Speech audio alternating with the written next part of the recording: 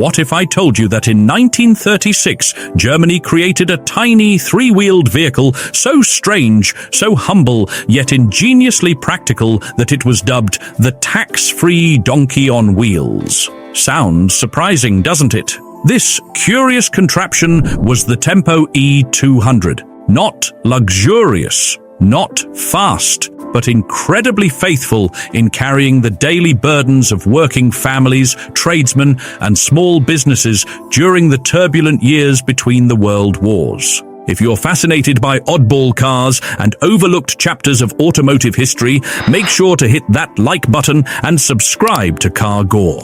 Here, we uncover the outlandish machines that history almost forgot. Now, let's travel back to Germany in the 1930s. The Great Depression had devastated economies worldwide, and Germany was no exception. Cars were precious commodities reserved mostly for the wealthy. For the common worker, owning a Mercedes-Benz or BMW was a distant dream. What people needed was something simple, affordable, and practical.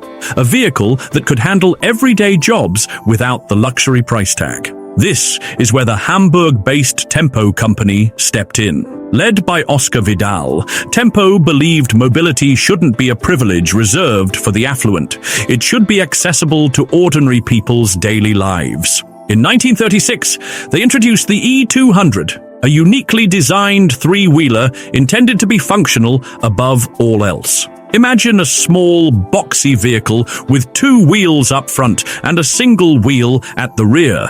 Under its louvered utilitarian hood sat a 197 cubic centimeters, water-cooled two-stroke single-cylinder engine made by ILO Motorenwerke. This modest power plant produced about 7 to 10 horsepower, enough to push this little workhorse up to roughly 30 miles per hour or 40 kilometers per hour for those thinking metrically. But the true genius of the Tempo E200 lay not in raw power, but in its legal classification. Because it had only 3 wheels, Germany's tax laws treated it more like a motorcycle than a full car. This meant significantly reduced taxes, simplified registration, and even, in some cases, no formal driver's license requirement. That loophole made the Tempo affordable and attractive to small businesses and workers who could not otherwise afford motor vehicles. This advantage earned the E200 its affectionate nickname,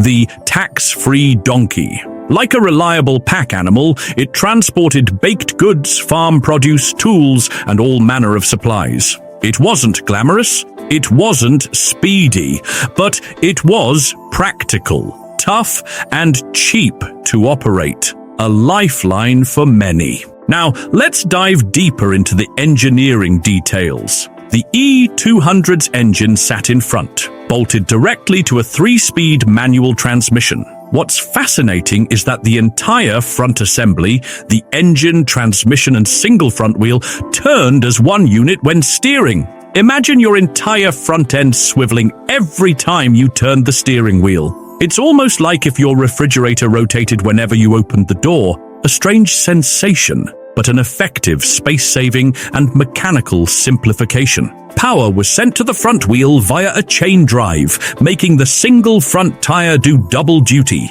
It steered and propelled the vehicle forward. At the rear, a swing axle with coil springs carried the cargo bed and smoothed out rough roads. The Tempo E200 could carry a payload of about 600 kilograms, almost 1,320 pounds. German drivers, known for their resourcefulness, often loaded them well beyond this limit. Tales circulate of 200-pound notes, hauling everything from bricks and furniture to even half a garden shed and, amusingly, a rather bewildered goat. This toughness earned it the title Pack Donkey more than once. The small cabin was functional to a fault. Inside, a simple black vinyl bench seat awaited its driver, flanked by suicide doors, meaning doors hinged at the rear, opening backward. Safety was minimal by today's standards. Braking was provided only on the rear wheels by mechanical drum brakes. As the saying went back then, front brakes were for cowards. Riding in one was an experience, to say the least. Outside, 16-inch steel wheels, a drop-down tailgate, and metal sidewalls made loading and unloading straightforward. Basic glass windows protected occupants from the elements, though weather protection was rudimentary. Picture the typical user, a small-town baker in Hamburg on delivery day, packing fresh rolls and pretzels into the modest cargo bed, a farmer carting vegetables from distant fields to markets, or a repairman transporting tools to a customer's home. For these people, the Tempo E200 was more than a machine. It was freedom. Visually, the E200 was rough around the edges. Its boxy frame and odd proportions barely resembled a car. But that was its charm. It didn't try to be beautiful or fast. It simply did its job. Tempo was not alone in this. Across Europe, countries grappling with economic hardship embraced similar three-wheeled workhorses.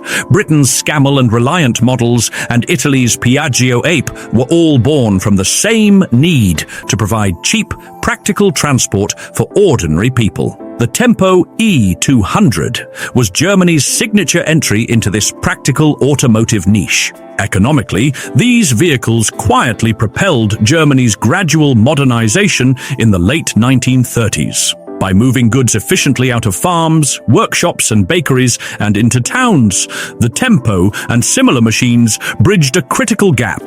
They enhanced productivity at a grassroots level and helped lay the groundwork for the motorized society Germany would later embrace fully.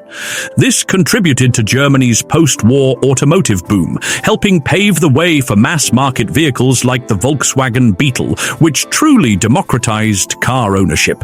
Unfortunately, few Tempo E200s survive today. Unlike prestigious luxury cars preserved for their beauty and status, these humble workhorses were utilized so thoroughly that most ended up scrapped after years of hard use. Today, spotting an E200 in a museum or a private collection is a rare treat and a tangible link to a bygone era of necessity and ingenuity. Seeing one is like rediscovering a fossil from the interwar years, a period when smart engineering met practical needs, when the everyday struggle of working-class people was carried on three wheels and a modest engine. So next time you admire the glamour of a 1930s Mercedes or marvel at the sleek flash of an auto union racing car, spare a thought for the little Tempo E200 humming along in the background. It wasn't fast. It wasn't flashy, but it was faithful,